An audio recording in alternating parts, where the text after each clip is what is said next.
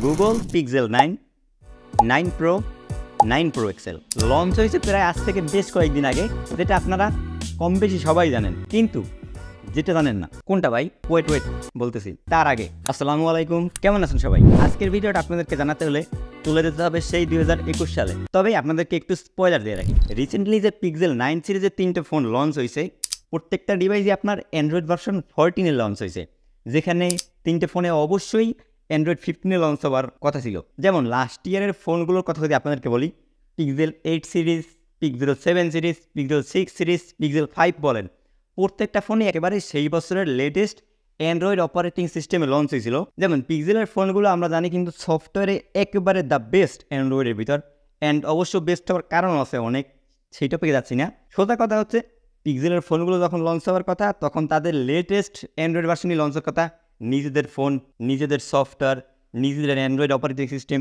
কিন্তু লঞ্চ হয় নাই। এখানে আমাদেরকে পিক্সেল 2টা কারণ দেখাইছে এই বছর তাদের ফোনে লেটেস্ট অ্যান্ড্রয়েড সফটওয়্যার না দেওয়ার পিছনে। কাছে নিয়ে আসলাম আপনাদের পয়েন্ট নাম্বার 1 নিয়ে কথা বলবো আপনাদেরকে, এবং খুব গুরুত্ব সহকারে শুনবেন। পয়েন্টগুলো আমি এখানে নোট করে রাখতেছি, বাট সব আছে, এখন এইটার দরকার নেই আপাতত। সো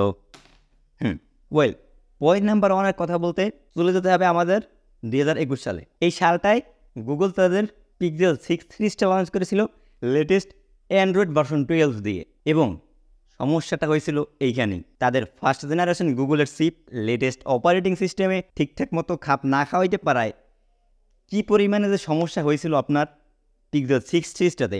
যারা আপনারা টেকনোলজি সম্পর্কে ধারণা রাখেন এবং ওই সময়কার টেক দুনিয়ার খোঁজখবরটা রাখছিলেন, আমি মনে করি তারা হয়তো এই জিনিসটা থেকে একটু হলেও অবগত আছেন। সো যারা জানেন না, পিক্সেল যখন 6 সিরিজটা আপনার অ্যান্ড্রয়েড ভার্সন 12 দিয়ে রান করেছিল, ওই ফোনটাতে আপনার এত পরিমাণে এসেছিল, যেমন একটা ফোনে কী কী পার্টস থাকে আপনি বলেন, ডিসপ্লে থাকে, হার্ডওয়্যার থাকে, সফটওয়্যার থাকে, অডিও থাকে, আর কী কী থাকে, বায়োমেট্রিক সেন্সর থাকে, নেটওয়ার্কিং সেন্সর থাকে, জাইরোস্কোপ সেন্সর থাকে, অনেক সেন্সর থাকে।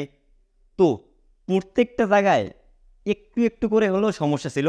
উদাহরণস্বরূপ 9to5 গুগলের ভাষ্য মতে, এই যে ওয়েবসাইটে দেখতে পাচ্ছেন, এইটা আপনার 2021 সালের ঘটনা, 2021 সালের ডিসেম্বর মাসের ঘটনা। এইটা দেখেন, এইখানে আপনার 9to5 গুগল বলছিল Google fixed nearly 100 Android 12 pixel 6 and other issue with the December update. আমি বলছিলাম পিক্সেল লঞ্চ হয়েছিল আপনার এইখানে পিক্সেল তাদের প্রত্যেকটা ফোনই অক্টোবরে লঞ্চ করে, এবং এই 2 মাসে পিক্সেল 6-এ এত পরিমাণে বাগ ধরা পড়ে, যেটা ডিসেম্বর মাসে গিয়ে মোটামুটি এইখানে তো বলছে 100টার মতো বাগ ঠিক করছে, কিন্তু 100 না রে ভাই, আরও অনেকগুলো ছিল যেখানে এখানে উল্লেখ করা নাই। তো আপনাদেরকে যদি একটা ধরে ধরে একটু বলি, দেখেন, সর্বপ্রথমই আছে এখানে অ্যাপস ক্র্যাশিং ইস্যু। সেকেন্ডলি আছে অডিওর ভিতরে কীরকম থাকতে পারে, আপনারা তো ভাবেন অডিও জাস্ট 2টা স্পিকার, না রে ভাই। দেখেন এইখানে কয়টা পয়েন্ট আছে, 1 2 3 4 5 6, অডিওর ভিতরে মোট 6টা প্রবলেম আছে এখানে। General fixed improve audio playback sound, then ভিডিওতে আসলে নয়েজ যায়, ক্যামেরাতে ঠিকমতো সাউন্ড রেকর্ড করতে পারে না, কল দিলে ঠিকমতো নয়েজ শোনা যায়, এরকম আর অনেক সমস্যা।